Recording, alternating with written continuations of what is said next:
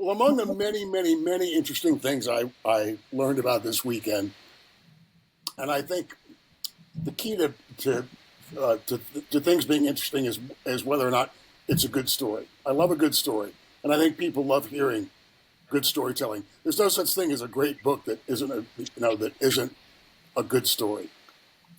And the first thing I want to well, I have to ask you guys, either one of you. I Josh, I may have asked you last night, and you'll have to be honest about, and I know you will be, about what your answer was. Did either of you know that Frank Sinatra's son was kidnapped for ransom? I No. didn't know that. Yeah, you did tell me this story last night, but I'd never heard of this. Honestly, I didn't know he had a son. So Yeah, look at he that. had. He's Yeah, a he only. famous lounge singer in his own right, Frank Sinatra Jr. Yeah, I think he only had one biological kid, and I don't know. I was on YouTube during my lunch hour. I'm sitting at not my desk, but a different desk in a different part of the building, and once in a while, YouTube obviously uses the algorithms. Of course, I listen to Frank Sinatra sometimes. It pulled up a an interview. One of the choices was Frank Sinatra's last interview, last major interview, and it was with Larry King. So I listened to it, and Larry King asked him, and in the recesses of my mind, I did know that many, many years ago, Frank Sinatra Jr. was kidnapped. I had forgotten that he was an adult when he was kidnapped. He was 19 years old. I didn't know any of the circumstances about it. So in this interview, I listened to the whole interview. It's really a fascinating, really, really good interview. And regardless of what anybody thinks about Larry King, he asked him about that. He asked him about the kidnapping, and Frank didn't want to talk about it too much. But so I read about Frank Jr. being kidnapped, and it's a very interesting story.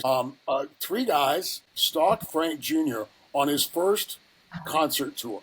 So Frank Jr. is 19 years old. He's on his first concert tour. They're stalking him around. They're following him around. I don't know how many cities they followed him to until they executed their plan. And so the ringleader of this group goes to where Frank Sinatra Jr. is singing, and after the show, he knocks on his dressing room door. And of course, we're talking about the days when anybody could walk backstage anywhere. It wasn't anywhere near the kind of security that you have now. So this guy goes backstage, knocks on Sinatra Jr.'s door under the pretenses that he has a package to deliver. Frank Jr. is in there with one of his friends. Dude hits that guy over the head, I think, ties him up.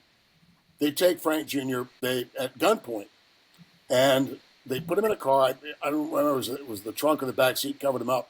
The friend gets loose from the ropes that he's tied up in, calls the police. The police set up a perimeter, right? And these guys get stopped, and they fucking bluff their way out of it. Jesus. Frank Sinatra Jr.'s in the fucking car, and they bluff their fucking way out of it. And they fucking get away. So Sinatra finds out his son's been kidnapped. He lets the FBI know. And I don't know where the guys came up with this figure. You would think it would be like $250,000. The ransom figure was $240,000. So Sinatra goes to the bank, he gets $240,000, puts it in a fucking suitcase. He fucking delivers it to the drop-off point was between two school buses at some remote school district in bumfuck Egypt somewhere.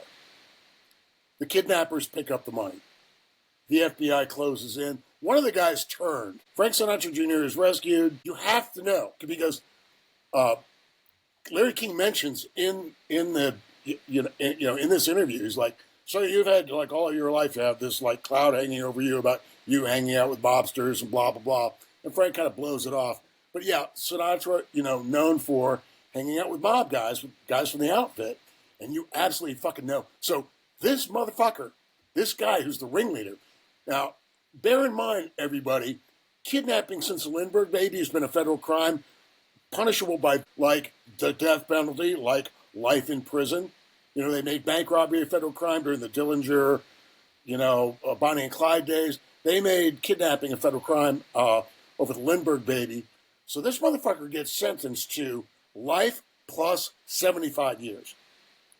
Scotty, guess how long he spends in prison?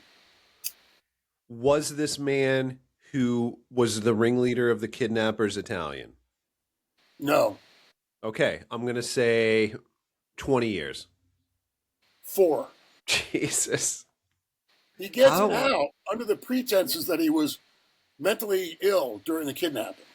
Ah. Can you fucking imagine what Frank Sinatra was going through? Because you fucking know that dude wanted to call his mob friends and have all 3 of those motherfuckers whacked.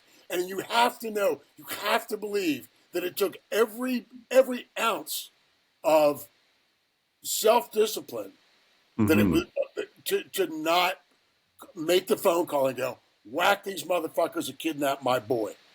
Did we find out why it was 240,000? I know it's only been 12 hours since you told me this story, but that's a really random number. Yeah, no, I didn't look it up. But that's what like really, like honestly, like I mean, the absolute balls on these motherfuckers to kidnap Frank Sinatra's fucking son. Like everybody in the United States knew that Frank, kind of, like to party with Sam Giancana and all his other guys, and like, whoa, motherfuckers, what were you thinking? Obviously, it's like Sinatra would be like, yeah, I could pull the trigger on these fucks. Like I could go bang on these motherfuckers, but everybody's going to point the finger at me if that happens. So he couldn't do it.